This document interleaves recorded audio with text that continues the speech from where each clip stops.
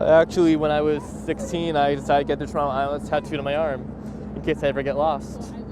I live right there. So right now we're taking the boat from Wards to Wards Island right there. And then we're gonna go down here, cross over a bridge, and that's my island. Where people are familiar with Center Island, which is right here. And we have 3 beaches: Wards Island Beach, Center Island Beach, and clothing optional beach handlings.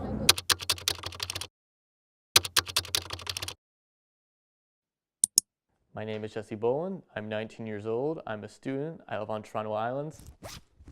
And I'm a full-out One Direction bitch. Being a director doesn't just mean loving One Direction. It really does say a lot about you depending on who your favorite member is. Every member of One Direction has their own unique fan group, which really does say a lot about them. For instance, you have Harry fans, who are sassy, often brunette, popular girls.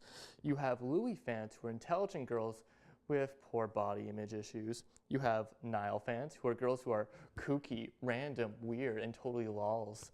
You have Zayn fans, who are rebellious ethnic girls with absent father figures. And then finally, you have Liam fans, who are thoughts and gay guys.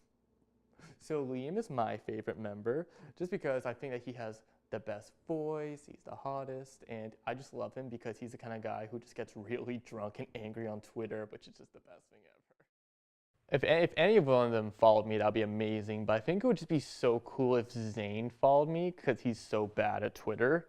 He just posts semicolons and brackets making a winky face, and everyone just loses their shit like, oh my god, Zayn! He uses non-letters, including myself. I favorited a bunch of his winky faces.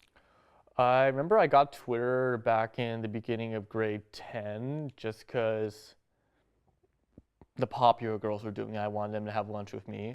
But I don't know, Twitter just seemed like another way of just posting thoughts that you're too insecure to make your Facebook status. So I was also like, okay, I can try this out. And then it was also a cool way to interact with celebrities. So I get to know if Tyra Banks is having a good day or not a good day, and if she's gonna smize it out or booch it out, and it's fantastic to know what's going on.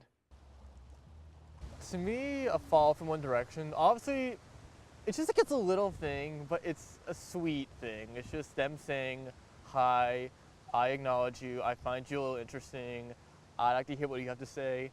Honestly, I get like really excited for a day, like, oh my god. But it was like, it'd be a small, cute thing, and I don't know, it's just a little connection. It's a long shot when you consider how many fans they have, how many crazy girls you just have spamming them all day long because they're not in school or something, but it is possible. The guy who I actually have tattooed on my back, Mark, he's actually tweeted me 4 times, including the first time responding to my tattoo of him, in which he was really impressed, so it's okay. In fact, earlier this year, Tyra Banks actually favorited one of my tweets. It was one of the biggest moments of my life. I did put on my resume. And I don't know, it's just one of those things where it was literally her tapping an option on Twitter, but for one moment, it just made me feel really happy, really excited, and there is a possibility that one of those 5 guys might do that one day, and that just makes me feel happy inside. So it was the last day of grade 10, June 23rd, 2011, that I officially came out of the closet as gay. And it was a really big, serious, scary moment for me. So when I did, I just didn't want to like do it face to face to a lot of people because I just thought that'd be a little too intense. So instead, I just made it my Facebook status, and I just turned off my computer and went away. If anyone remembers the Jimmy Neutron movie, at the end of the movie, right after the credits, there were 2 bonus music videos. And one of the music videos was by none other than Aaron Carter. And a 4-year-old Jesse Boland remembers watching that music video and just thinking, he is so handsome, I like him, and I want him to be my boyfriend. So, yeah, Aaron Carter turned me gay. Okay, so I'm really trying to get to One Direction to notice me through some kind of way that's just different than what all these millions of girls have been doing.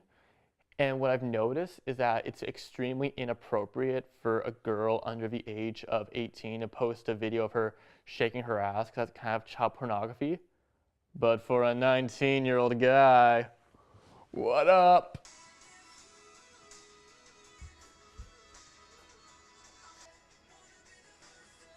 So I'm just gonna do whatever most of their fan base can't do. If that's sneaking into a bar, if that's making a sign that says Liam, I'm pregnant, or if that's just shaking my ass online to sad One Direction songs, then Liam, I do it all for you, baby doll. So please, I've worked for it.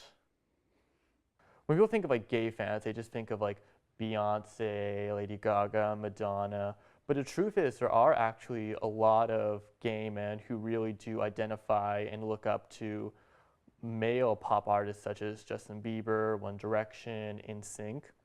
And the reason I think this is because is that most men don't come out as gay until their late teens, early 20s. And before that, they're just in the closet. They have to just repress all their feelings. So when they're like young boys, they want to be fangirling over like boy bands and teen pop crushes just like all the girls, but they just can't because they're just very hidden and they just feel the need to just hide who they really feel. So then when they do come out, it's just such a huge feeling of liberation. I went to the concert 2 days after my 19th birthday, which was awesome because I got to drink. And it was just such a really interesting experience because of the fact that the majority of the girls there were 10 or 11, and I was just the one 19-year-old guy there. And it was awesome because there was no lineups for the bathroom, no lineups for the bar besides the single dads. And I was about 2 feet taller than everyone there, so I was having a good time. Okay, so since we began filming this documentary, a lot has happened.